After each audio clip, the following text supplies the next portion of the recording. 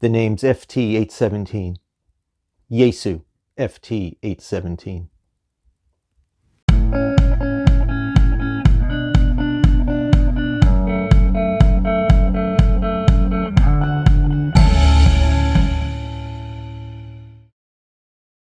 Hello, I'm Mark, AA3K, and welcome to another episode of AA3K on the Go. Way back when we spent a lot of time in our homes, as I was working, I was watching a lot of YouTube videos, including videos about the ICOM 705, which had just came out. A lot of those videos were unboxing and initial setup and use videos. As I'm watching one particular video, I'll have to say, the QRP bug bit me. My wife, several years earlier, had gotten me a QRP tuna tin transmitter and receiver kit, and I had started building the tuna tin transmitter. And after 3 or 4 evenings of build, it really isn't that complicated a build, but I don't like overly rushing things and getting tired and making stupid mistakes when building a kit. I had put it aside, and there it sat for about 5 years.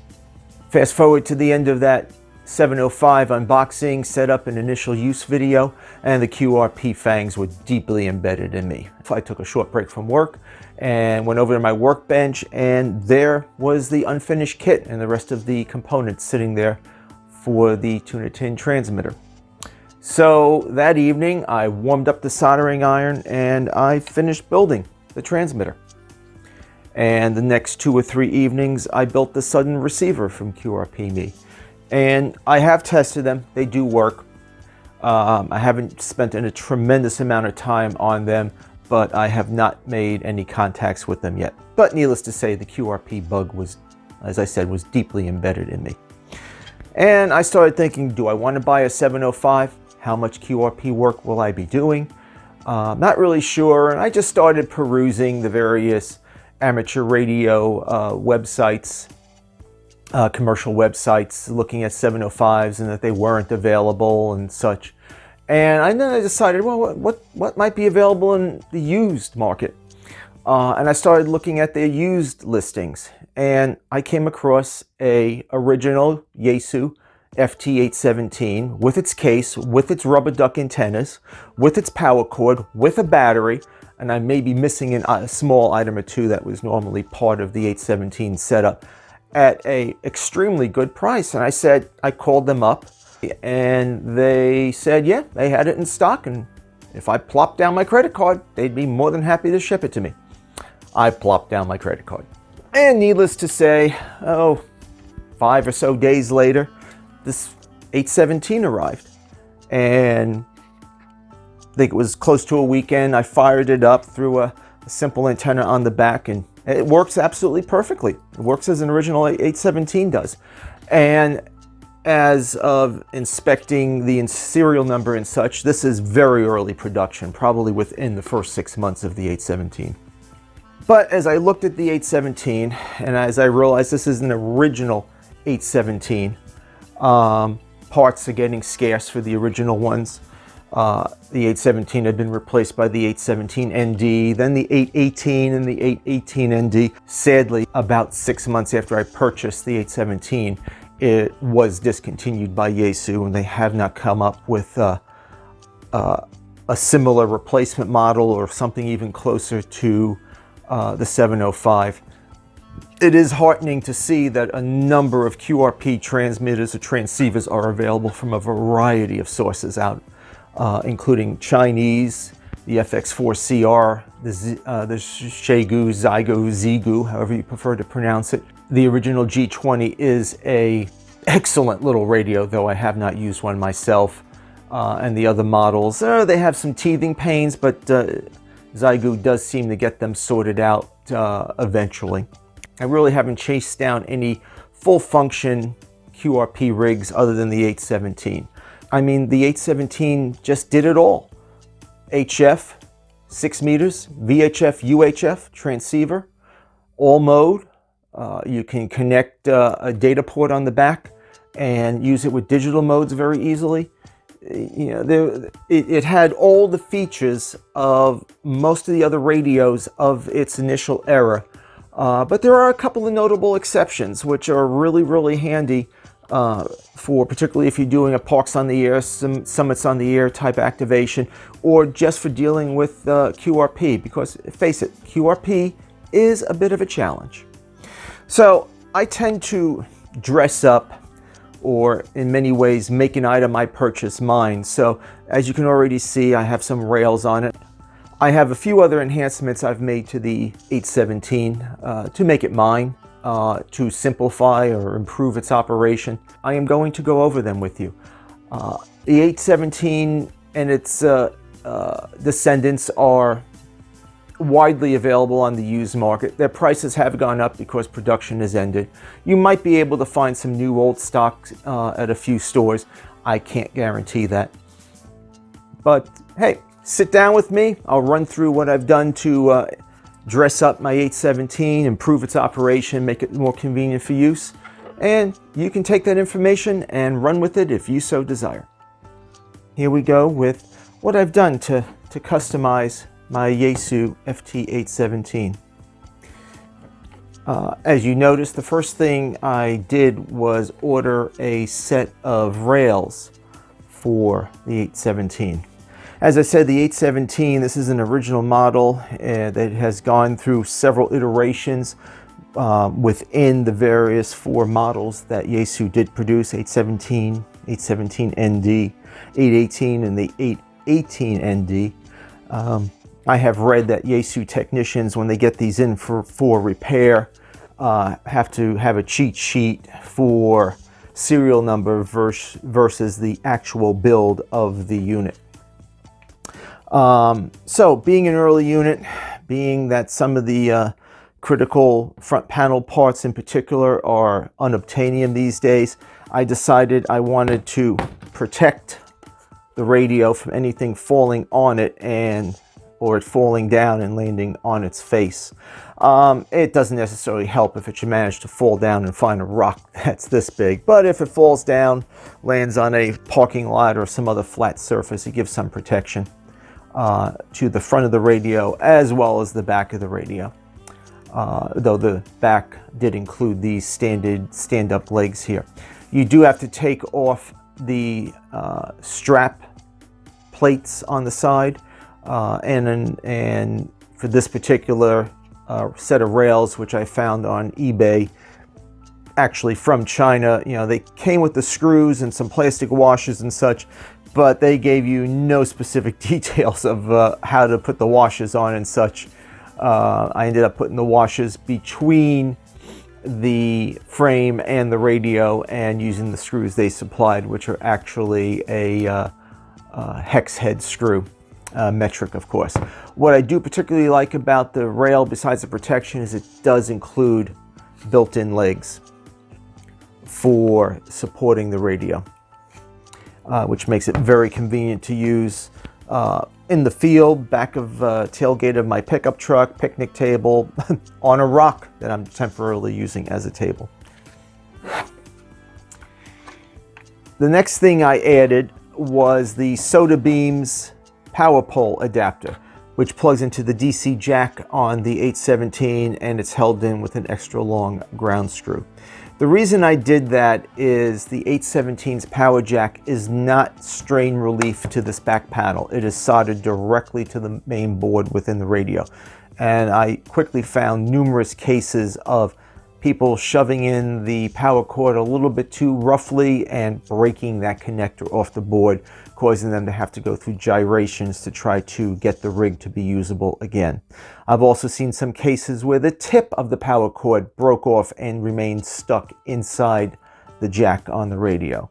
So the Soda Beams the Soda Beams power pole adapter, a little bit expensive, but did include a nice 18 to 20 inch long power pole at each end cable, so you can connect it to a power supply. I've screwed it on and it's been fine since. WindCamp makes their own version of it, and I'm sure you could find designs on Thingiverse if you have a 3D printer and make your own. One thing the 817 lacks as an HF radio compared to basically every other big three HF radio of the same era was a built-in speech compressor. And on sideband QRP power, that little extra punch that speech compression can give you can make all the difference between being heard or not being heard. So again, Sodabeam sells this 817, 818, 857, 897 speech compressor kit. I forget the exact price. It took an evening to put it together. You can turn it on and off, and the microphone plugs into the speech compressor. This plugs into the microphone input on the radio, and off you go. Works perfectly, and has definitely helped me make a few contacts, not only from the field, but even from my own backyard. I sometimes do take the 817 out into the backyard, throw up an antenna, and play chasing some POTA or just chasing some other stations, particularly if it's a nice spring, summer, fall evening. Right now in the winter, and I'm filming this just before New Year's, no, I'm not going to be outside. Plus it's raining today. Another important feature I consider, almost an absolute must for any kind of POTA, SOTA, field day activation, just getting out in the field where you think you're going to be calling CQ quite a bit, is a digital voice keyer. Delta Hotel 8 Bravo Quebec Alpha designed a voice keyer board, which goes into a standard, I forget the exact model number of this, Yaesu microphone shell that gives up the fast tuning button for triggering recording or transmitting of digital voice recorded message. So I have a CQ Parks on the Air, CQ POTA message stored in here, and when I'm doing a voice POTA activation, I can just keep hitting this or hitting it for repeat, and it'll just keep calling that. Very handy, saves the vocal cords quite a bit, saves the voice. And the only downside to using this is the 817 does not have a monitor function in it. So you can potentially hear a little bleed through on your headphones, probably just because they're rectifying some of the audio, or you have to watch the power output. You just don't truly know when you're done. When I run digital voice keying from the 7300 or my home station, particularly in a contest or something like that, I leave the monitor circuit on so I can hear what the radio is saying automatically, or what the computer is sending the radio to say automatically. Again, an evening's worth of time to put it together. A little tricky to adjust. I ended up playing with not only the mic gain setting within this microphone, as well as the mic gain input setting on the radio, going back and forth until it sounded the same as the stock mic did. One thing is if you put this together and you get the board and such sitting in the case, you are looking at the back of the mic output gain adjustment. So in that case, counterclockwise increases the gain, clockwise decreases the gain. The actual potential, and there's a hole in the circuit board to let you get to that adjustment. The potentiometer is installed on the other side of the board, where clockwise becomes the normal increasing of the gain. What I did is I just set up a little voice recorder on my an old not a Walkman actually, on an old MP3 player, and just sat that in front of the speaker of my home HF rig. Went in the backyard, put the mag loop antenna that I previously reviewed on this, and would just transmit there, record it, and go back and forth between the two mics until I had this adjusted to sound like the previous mic without compression at that time. I've also tested this with the compression, the speech compressor, and it works just as well as the original mic. So if you're doing CW, what does that mean? I found this little CW memory keyer on eBay. The actual company is Electro Resales, and the last time I checked, they had one left in stock. This is again a knockoff of a design by an Italian ham. It does have some automation things, automatic number increment, and a few other things, but it has two memories, And it was a little tricky to program through a set of paddles. It was mistaking my A for an RE. I was sending it so fast I had to very distinctly send a dit-da, dit-da, da-da-da-da-da-da-da. But I do have this programmed to send CQ POTA. Saves a lot of work in the field.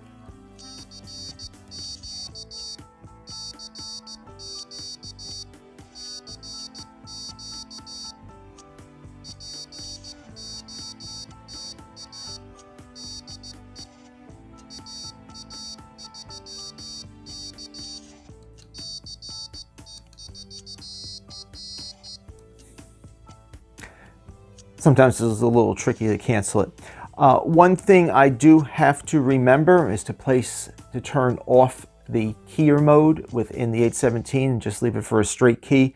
This only produces a straight key output. As you can see, I have a little note there, use straight key mode, because I've forgotten so many times and wondered why I couldn't send, a simple CQ.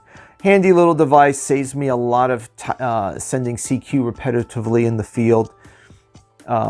Again, the 817 does not have a built-in CW memory keyer nor a built-in voice keyer. Something that I know the 705 does. I'm not sure about the Zygoos, but I'm pretty sure that they have those built-in memory keyers also. For FT8 and radio control interface, I did buy a Digirig. Very handy little device. Plug it in with USB. I use Digirig's short USB-C to standard USB-B cable, I think it is, because I found even the long coiled cord was picking up a lot of near-field radiation and upsetting the computer that I had this plugged into, and actually a couple of different computers. The shorter cord, which has ferrites on the end of it, has worked much better.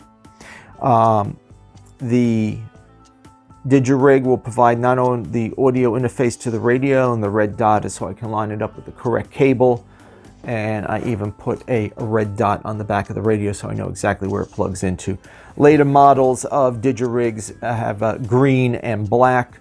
Green for one of the cables, I forget whether it's the serial interface for the radio or the audio, but this is a slightly older version. Very lightweight. I did have to enable the audio input to this attenuator built within here, which was cutting a small trace. I found that the 817 was hitting it a little bit on the hard side, and at least it may be a way, and I couldn't find it though, of how to cut down the output audio, the fixed level that's coming out of the radio here. Otherwise, I have no problems running FT8 with this. The Digirig also provides a serial interface for the radio, so the logging program can control the radio transmit frequency and mode, read the frequency and mode, tell the radio to go into transmit and receive. The 817 is a little bit thin on its cat control modes and capabilities as compared to other radios of its era and just later generations. The ND and the 818 and 818ND I think went a little bit further in their capabilities for that. Originally I bought another cat control cable specifically for the 817 off of eBay from Blue Max 49ers. He sells excellent cat interface cables, a little bit pricey, but you get what you pay for. Never had a problem with his cables, especially the FTDI ones. But that has now been completely supplanted by using the Digirig. One thing you don't see within the 817 here is I was able to find a Yaesu 500 Hertz CW filter. My CW over the years, now that I've been doing a lot of parks on the air and such, has really improved, but I am by no means a speed demon, and if you get a bunch of CW signals in my ear at the same time, me sorting them out is a little bit difficult. I'd show you the filter, but by the time I took off the rails and everything, it'd be more effort than it's worth. But it was new old stock. I plugged it into the given spot within the 817, can enable it from the front panel menus of the 817, and it works absolutely perfectly. It does narrow down when I'm hearing a lot of CW signals at the same time. And basically the final thing I bought for my trip to South Korea, where I had gotten my reciprocal amateur radio license. That unfortunately got canceled, and the fact that South Korea has 220 volt AC mains. I purchased this MFJ 1317 universal world switching power supply. It is really specifically designed and sold by them to work with the 817. It comes with an adapter that goes from this size barrel plug to the FT-817 size plug. And I really do like this adapter. It produces a solid 13.8 volts at 2.89 amps, which is more than enough to power the 817 at 5 watts output. From checking the specs and this working with a friend's ICOM 705, it also worked perfectly there. As I put the power pole adapter on the back of the 817, I did not initially want to cut this connector off and put power poles on this power supply. So I made this little adapter with a power pole pigtail that I had made previously and hanging around. And this has been working fine, though these screws did loosen up once after something like 30-35 uses of this, and I had to tighten them down. But I can then plug this power supply into here and then plug this into the radio directly, or with the Soda Beams extension cord that came with that adapter. This has worked really well. Prior to getting this, I had found a old DirecTV satellite receiver, well, for their whole home system, so the satellite receiver within the home, or the sub receiver, and that produced 12 volts at 2.5 amps, which also worked perfectly with the 817. Problem is, DirecTV is designed for the North American market, and the power supply spec was only 120 volts AC input, and I did not want to see how fast it would act like a fuse at 220 volts, so I ended up buying this for my trip. This is a little bit heavier. It's a little bit thicker, but shorter than the DirecTV equivalent. But both have worked very well with the 817. I do not know if that DirecTV adapter, which by the way had a connector on the end of it very similar to an old S-Video connector, I did cut that off and put power poles on that. What else would I consider getting from my Yaesu 817? Well, I have been thinking of the WinCamp 3000 milliamp hour lithium polymer battery that goes within the 817 internal battery compartment. Being lithium polymer, its capacity is much better than the original NiCad and nickel metal hydride that Yaesu offered for the internal battery. And WinCamp's setup has the advantage of an actual switch to turn off that power from the battery to the rest of the radio. The advantage to that is when the original Yaesu batteries would get very low in voltage, since the 817 never truly turns off because it is a soft switched radio, there was a chance that the final amplifier transistors would break into self-oscillation and destroy themselves. With the age of my 817 and that the whole line has been discontinued, obtaining a replacement finals board would be unobtainium. The WinCamp battery has a separate charge port, so it's not charged through the Yaesu 817's trickle charging method. And as I said, it has an on-off switch that you can completely turn the battery off and save all the battery power until you really want it. The advantage to using the internal battery would just cut down the load a little bit. It would not have to have a separate battery and a separate adapter cord to connect that battery to the radio. The weight might be the same, but the setup would be flip a switch versus plugging the battery together, which could take, it's only a minute or two, but that's a minute or two of setup and tear down, especially if you have to tear down quickly because of rain or some other event. And the other item I might consider, but likely not, is a QRP HF amplifier. I have been looking at one from China, of course, the MXP50M, which I've seen some good reviews on, very capable, mates very well with Yaesu FT-817s. A little bit more difficult to get it to say work with a 705 from what I hear. But if I want to bring an amplifier, that means I have to probably bring a bigger battery, some extra cabling definitely. Might have to change my antennas to something that could handle something closer to 50 watts. Currently my QRP antennas are 10 to 20 watts capable. So I'm not likely to purchase the amplifier. I know for many parks on the air activators, QRP is the way they go, and 5 to 20 watts. And yes, you can make a lot of contacts. Most of my parks on the air activations and my portable, especially while camping, and I know I have electricity, I do run 100 watts from my ICOM 7300.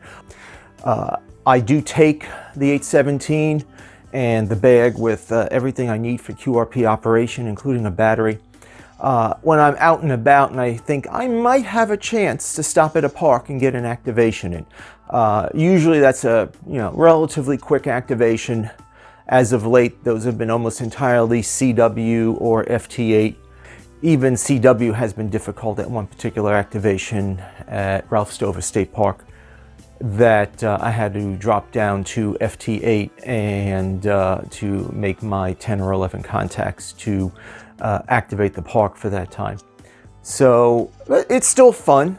I mean, it is definitely more of a challenge than you're running 50 or 100 watts. 7300 I have no problem activating for a couple of hours at 100 watts off of a LifePo battery. And I usually find my laptop battery gives out before the LifePo battery does. If you're thinking of QRP and you have a chance to, say, buy an 817 or one of its successor rigs, especially at a good price and it's fully functional, go for it. It is a very fine rig. Yes, I did add about $250, $300 worth of accessories to it, but you don't have to. You can make do without them. I just like to operate as easily and as comfortably as possible with it. So hey, thank you for tuning in. I'll catch you next time. This is Mark AA3K 73.